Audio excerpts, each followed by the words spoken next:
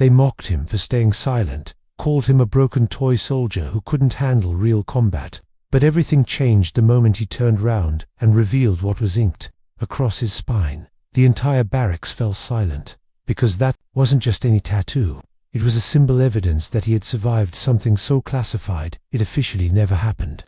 And when the commander saw it, his face went as pale as parade uniform. Before we reveal the meaning behind that mark, why it changed, everything, drop a comment, letting us know where you're watching from. And if you believe respect should be earned, not expected, make sure you hit that subscribe button. Now, let's get back to the story. The morning sun cast long shadows across Wellington Barracks as another day began like countless others before. The sound of boots on concrete echoed through the corridors, mixed with the usual chatter and laughter of young soldiers preparing for another day of training. But among all those voices, one was notably absent. Lance Sergeant Michael Harland moved through the barracks like a ghost, his presence barely acknowledged by the younger recruits who had already decided he wasn't worth their time. Harland was different, and in the military, different often meant trouble. He was too quiet, too serious, and his eyes held something that made the younger soldiers uncomfortable at depth they couldn't understand and didn't want to explore.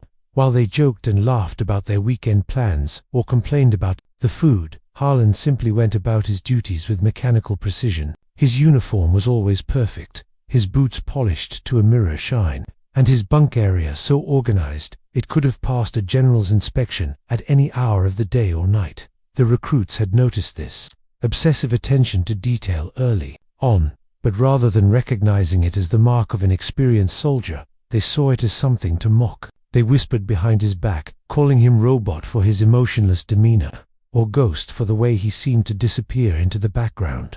Some of the bolder ones had even started making jokes to his face, though Harland never responded. His silence only encouraged them further. Private Jenkins, barely 19 and full of the cocky confidence that came with surviving basic training, was often the ringleader of these taunts. He'd learned that mocking the quiet sergeant was an easy way to get laughs from his peers, and he'd made it something of a morning ritual. As Harland sat on his bunk, methodically cleaning his rifle, Jenkins approached with his usual swagger. "Morning, robot," Jenkins called out, loud enough for the others to hear. "You ever think about joining the rest of us humans for a conversation? Or are you too good for us mere mortals?" The comment drew snickers from the nearby bunks, and Jenkins basked in the attention. "I swear, I've seen more emotion from a mannequin. At least they smile sometimes." Harland's hands never stopped moving as he cleaned each component of his weapon. He didn't look up, didn't acknowledge the comment, didn't even seem to hear it. This lack of reaction was both frustrating and encouraging. To Jenkins, who interpreted it as weakness rather than control, he decided to push further. The harassment escalated over the following days. What had started as offhand comments grew into elaborate performances designed to humiliate Harland in front of as many people as possible. During mess hall meals, Jenkins would loudly wonder if Harland had been programmed to eat at specific intervals. During training exercises, he'd make jokes about whether the sergeant's batteries were running low when Harland moved with his characteristic steady pace, rather than rushing like the younger soldiers.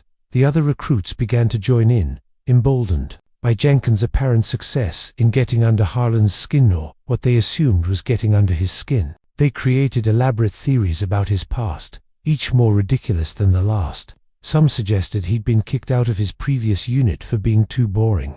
Others claimed he'd never seen real action and was compensating with his overly serious attitude. The theories grew wilder with each telling, and Harland remained silent through all of it. What they didn't notice were the small signs that might have given them pause. The way Harland's hands sometimes trembled slightly when he cleaned his weapons, a tremor so subtle it was barely visible.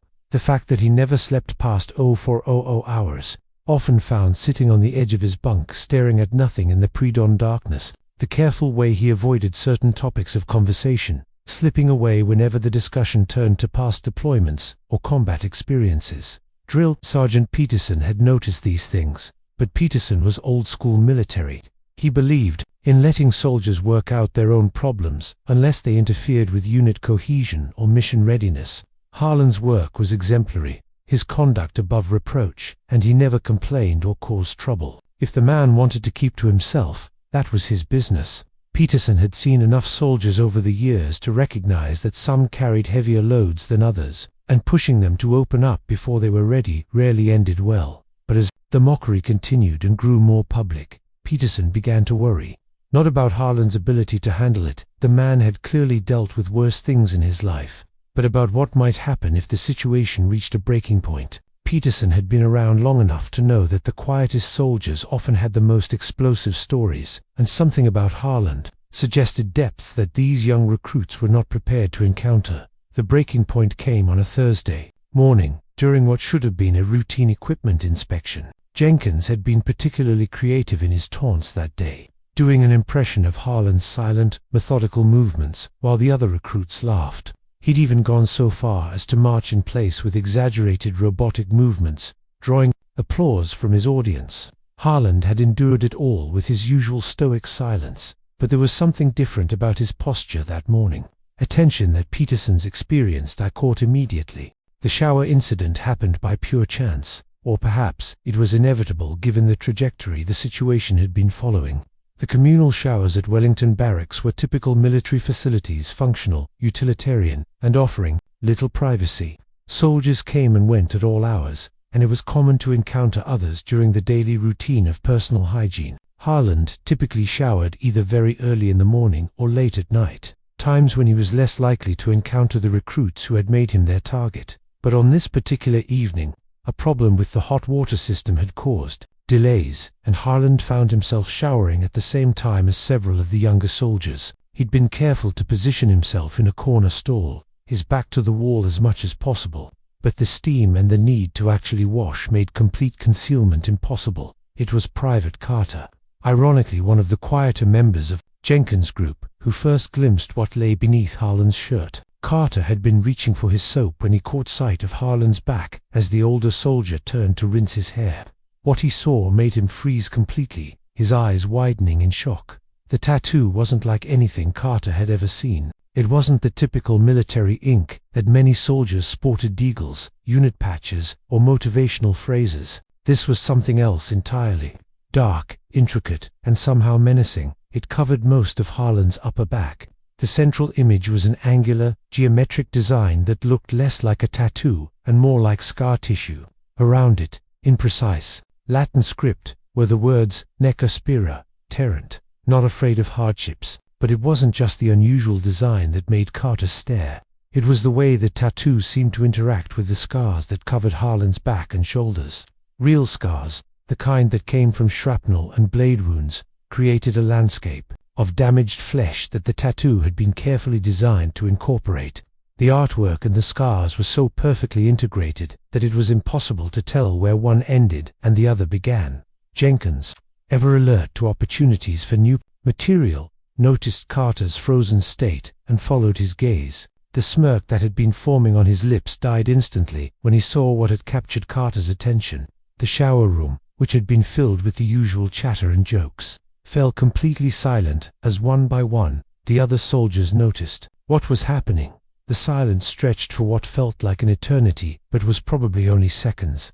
Harland, seemingly unaware of the attention he'd drawn, continued washing methodically. It was only when he turned slightly to reach for his shampoo that he noticed the complete stillness of the room and the stares directed at him.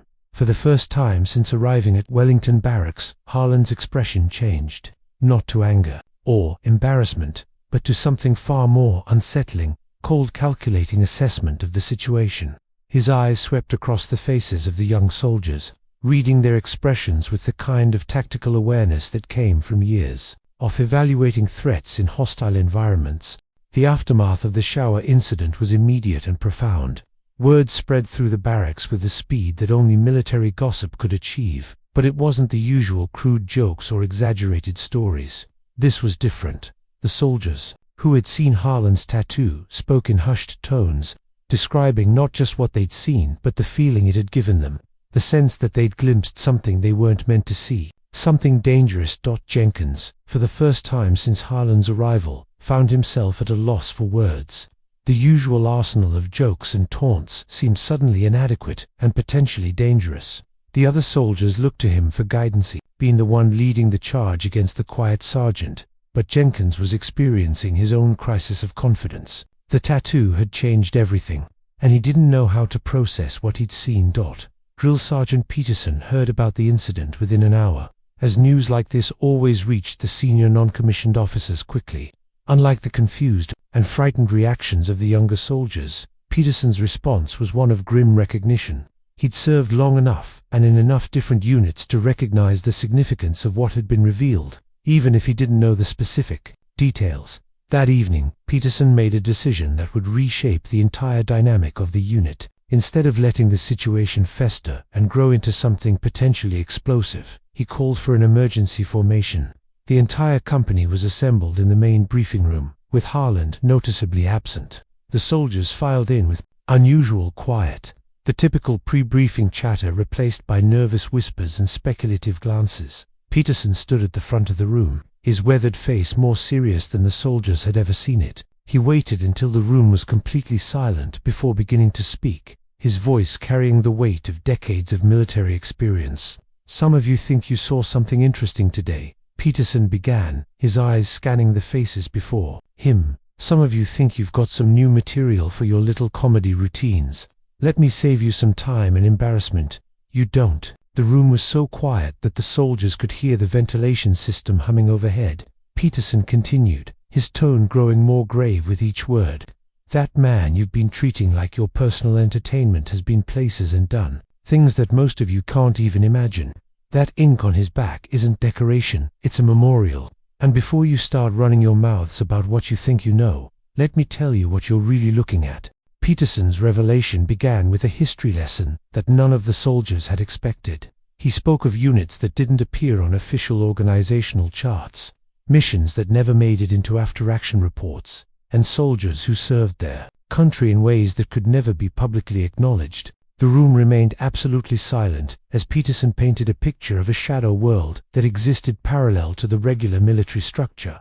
"There are soldiers in this army who will never receive the recognition they deserve," Peterson continued. "They volunteer for missions that have no glory, no medals, and no parades when they come home. They go into places where being captured means disappearing forever, where failure means not just their own death but potentially the deaths of thousands of others." The drill sergeant paused, letting his words sink in before continuing. "Lance Sergeant Harland is one of those soldiers. That tattoo you saw isn't something he got during a drunken weekend pass. It's the only memorial his unit will ever have, because officially they never existed." Peterson went on to explain, in carefully general terms, about specialized units that operated in complete secrecy. He spoke of selection processes that made regular military training look like summer camp, of psychological evaluations that weeded out all but the most mentally resilient candidates, and of missions that required soldiers to make choices that would haunt them for the rest of their lives. "The men who serve in these units know going in that they're giving up more than just their normal lives," Peterson said. "They're giving up their identities, their connections to the regular world, and sometimes their sanity. They do it anyway, because someone has to, and because they're willing to carry that burden so the rest of us don't have to." As Peterson spoke, the soldiers began to understand that their harmless mockery had been directed at someone who had experienced levels of stress and trauma that they couldn't comprehend. The quiet sergeant they'd dismissed as weak or antisocial was actually someone who had been forged in fires that would have destroyed most people completely. "That tattoo covers scars that tell a story none of you want to hear," Peterson continued. "But since you've made it your business to pry into things that don't concern you, I'm going to tell you just enough to help you understand what you've been dealing with." Peterson's next words hit the room like physical blows. He spoke of a mission that had gone wrong in ways that defied imagination, of a 12-man team that had been inserted into hostile territory with minimal support and maximum risk. He described, in carefully sanitized terms, an operation that had required the team to operate behind enemy lines for weeks, gathering intelligence and conducting precision strikes against high-value targets.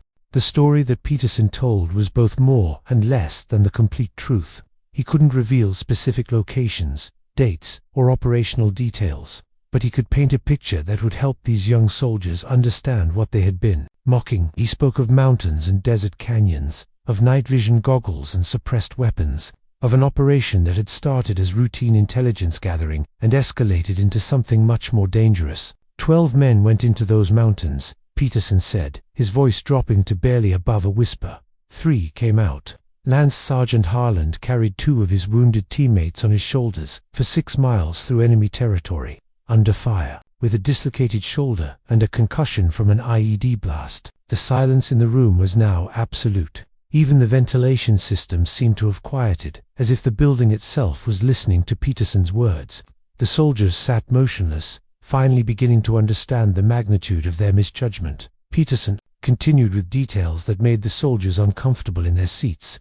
He spoke of Harland's teammates who hadn't made it out, of last words and final requests that Harland had promised to carry back to families who could never know the real circumstances of their loved ones' deaths. He described the impossible choices that had to be made when evacuation became impossible and ammunition ran low. The men who didn't come back are buried in a classified cemetery that their families will never be allowed to visit, Peterson said. Their names aren't on any memorial wall. Their service records show training accidents or medical discharges. They died for their country, and their country can never acknowledge their sacrifice. As the story unfolded, the soldiers began to understand that Harland's silence wasn't weakness or antisocial behavior. It was the weight of carrying secrets that could never be shared, grief that could never be properly processed, and trauma that had no outlet for healing.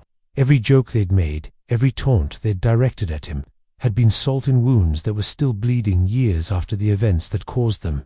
Peterson's voice took on an edge of controlled anger as he addressed the specific soldiers who had been leading the harassment campaign. You think silence means weakness? Let me tell you what silence really means.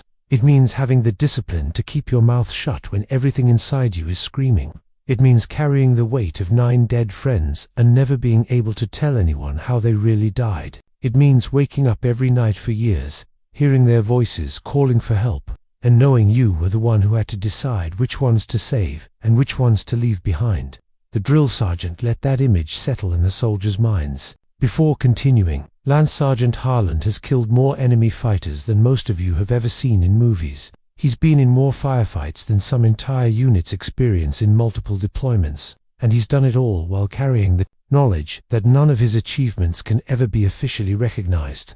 Peterson's briefing took a more personal turn as he began to address the psychological toll that such service extracted from the soldiers involved. He explained how men who had served in these shadow units often struggled to readjust to normal military life, let alone civilian society. The skills that made them invaluable in combat: hypervigilance, emotional detachment, the ability to make life-and-death decisions, instantly became liabilities in peacetime environments. When you've spent months operating in places where the slightest mistake means death, it's hard to care about inspection schedules and mess hall complaints, Peterson said. When you've carried your dying friends out of hell, it's hard to get excited about weekend passes and football games. That's not antisocial behavior, that's survivor's guilt and combat trauma that can never be properly treated because officially, it never happened. The soldiers were beginning to understand that Harland's obsessive attention to detail, his early rising, his methodical approach to everything he did, weren't the quirks of an odd personality, but the coping mechanisms of someone who had learned that preparation and discipline were the only thing standing between survival and death. Peterson went on to explain how the tattoo itself had come to exist. It wasn't a celebration of military service or a mark of pride in unit affiliation. It was a memorial to fallen comrades, created by survivors who needed some way to honor their dead teammates in a world that couldn't officially acknowledge their sacrifice. That ink was done by the team medic, using improvised equipment in a safe house 3 days before they were extracted, Peterson revealed. It was their way of ensuring that their friends would never be completely forgotten, even if the rest of the world could never know their names. Every line in that design represents one of the men who didn't come home. The geometric pattern that had looked so strange to the soldiers now took on new meaning. It wasn't abstract art, it was a carefully constructed memorial, with each element representing a specific fallen teammate. The Latin motto wasn't chosen for its impressive sound, but for its meaning to men who had faced hardships that most people couldn't imagine. As Peterson's briefing continued, he began to address the specific behaviors that the soldiers had observed and mocked. Harland's early morning routine wasn't insomniate, was a learned response to years of operations that began before dawn. His methodical weapon cleaning wasn't obsessive-compulsive behavior, it was muscle memory from environments where a dirty rifle could mean the difference between life and death for an entire team. When you've been in situations where the enemy is actively hunting you, where one moment of carelessness can compromise an entire mission, you don't just turn off that level of awareness when you come home, Peterson explained. You carry it with you, because it kept you alive when nothing else could. Peterson's tone shifted as he began to address the immediate situation and what needed to happen moving forward. The revelation of Harland's background had created a new dynamic in the unit, and how they handled it would determine whether it became a positive learning experience or a source of ongoing tension and problems. Here's what's going to happen, Peterson announced, his voice carrying the unmistakable authority of a senior NCO who expected immediate and complete compliance. The harassment stops. Immediately. Completely. Anyone who has a problem with that can explain their concerns to me privately, and I guarantee you won't enjoy that conversation. He went on to make it clear that the information they'd just received was not to be shared outside the unit under any circumstances. The operational details, such as they were, remained classified, and gossiping about Harland's background would be treated as a security violation with appropriate consequences. More importantly, Peterson continued, you're going to start treating Lance Sergeant Harland with the respect that his service and sacrifice have earned. Not because I'm ordering you to, but because it's the right thing to do, and because you're all supposed to be professional soldiers. Peterson then addressed the specific issue of learning from the situation. Rather than simply telling the soldiers to leave Harland alone, he challenged them to consider what they could learn from someone with his level of experience and expertise. You want to be better soldiers? Peterson asked. You want to be ready for whatever challenges your careers might bring? Then shut up and pay attention. Lance Sergeant Harland has forgotten more about soldiering than most of you will ever learn. If you're smart, you'll take advantage of having access to that knowledge, instead of wasting time making jokes about things you don't understand. The drill sergeant's final words carried both a warning and an opportunity. The soldiers could choose to continue their juvenile behavior and miss out on learning from one of the most experienced combat veterans in the British Army, or they could demonstrate the maturity and professionalism expected of soldiers and benefit from Harland's expertise. As Peterson dismissed the formation, the soldiers filed out in a silence that was completely different from the nervous quiet they'd maintained during the briefing. This wasn't the silence of fear or confusion, but of reflection and, in many cases, shame. They were finally beginning to understand not just what they had done, but what they had failed to recognize. The days following Peterson's briefing brought a dramatic transformation in the atmosphere of Wellington Barracks. The change wasn't immediate. It took time for the full implications of what the soldiers had learned to sink in, but it was profound and lasting. The crude jokes and mocking behavior disappeared completely, replaced by a respectful distance that gradually evolved into genuine interest in learning from Harland's experience. Private Jenkins, who had been the ringleader of the harassment campaign, struggled the most with the new reality. His entire social identity within the unit had been built around his ability to entertain his peers with his mockery of the quiet sergeant. With that avenue closed off, he found himself forced to confront not only his own behavior, but his reasons for targeting Harland in the first place. It took Jenkins 3 days to work up the courage to approach Harland directly. He found the sergeant in the armory, methodically cleaning and inspecting weapons, with the same precision that had once seemed obsessive, but now appeared to be the mark of genuine expertise. Jenkins stood in the doorway for several minutes, trying to find words that seemed adequate to the situation. "Sir," Jenkins finally said, his voice barely above a whisper, "I need to apologize." Harland didn't look up from the rifle he was working on, but his hands paused for just a moment, enough to indicate that he'd heard and was listening. "I didn't know," Jenkins continued, the words tumbling out in a rush. I know that's not an excuse, but I didn't understand what, who, I'm sorry, sir, I'm sorry for all of it." When Harland finally looked up, his expression wasn't angry or vindictive. It was simply tired, with the kind of bone-deep weariness that came from carrying heavy burdens for too long. He studied Jenkins for a long moment before responding. "You weren't supposed to know," Harland said simply. That was the point. The conversation that followed was brief but significant. Harland didn't lecture Jenkins about respect or consequences. Instead, he simply explained that the behavior hadn't damaged him. He'd endured far worse, but that it had revealed something about the unit's readiness and maturity that concerned him from a professional standpoint.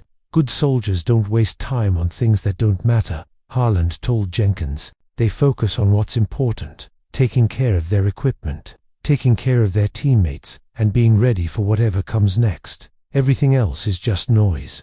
Over the following weeks, other soldiers began to approach Harland with questions and requests for guidance. What started as awkward attempts at reconciliation gradually evolved into genuine mentorship relationships.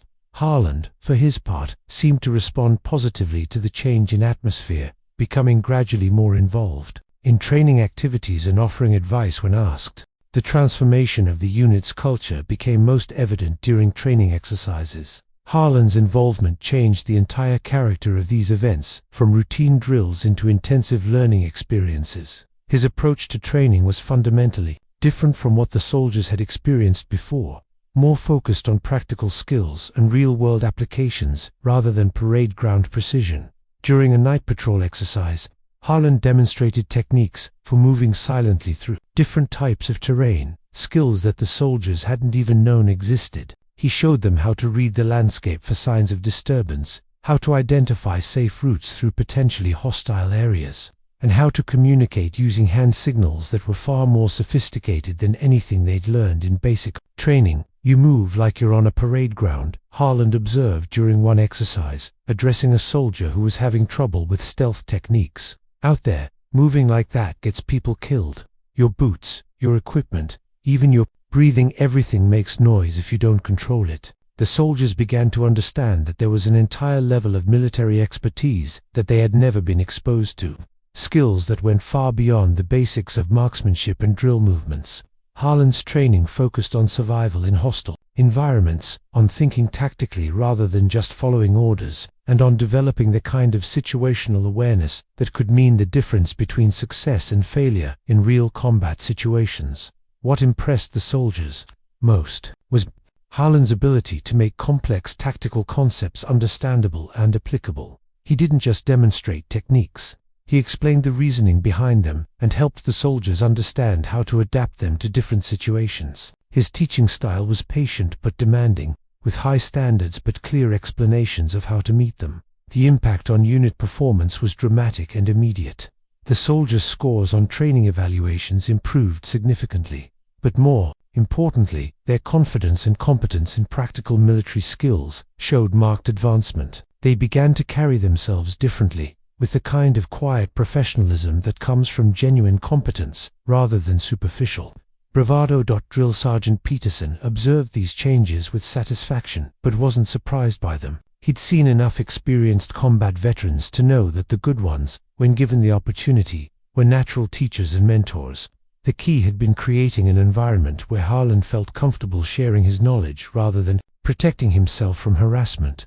As the weeks passed, the story of Lance Sergeant Michael Harland became something of a legend within Wellington Barracks. But it was a different kind of legend than what might have emerged from the initial gossip and speculation. Instead of wild tales about mysterious backgrounds and secret missions, it became a story about professionalism, sacrifice, and the complex realities of military service in the modern world. The soldiers who had learned from Harland's experience began to approach their own service differently. They understood now that there were different levels of commitment and sacrifice within the military, and that some soldiers carried burdens that could never be fully shared or understood by others. This knowledge made them more respectful of their peers and more serious about their own responsibilities. For Harland himself, the change in atmosphere seemed to provide some measure of relief. While he never became chatty or social in the conventional sense, he appeared more settled, more integrated into the unit's daily life. The constant vigilance and emotional isolation that had characterized his first months at Wellington Barracks gradually gave way to something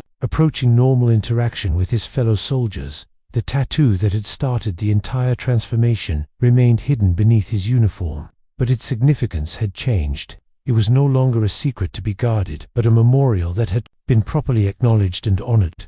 The soldiers who had glimpsed it understood now that they had seen something sacred, permanent tribute to fallen comrades who could never be publicly honored. Peterson's final assessment of the situation came during a routine performance review several months later. In his report, he noted the dramatic improvement in unit cohesion and performance. but more importantly, he documented the maturation of the soldiers under Harland's influence.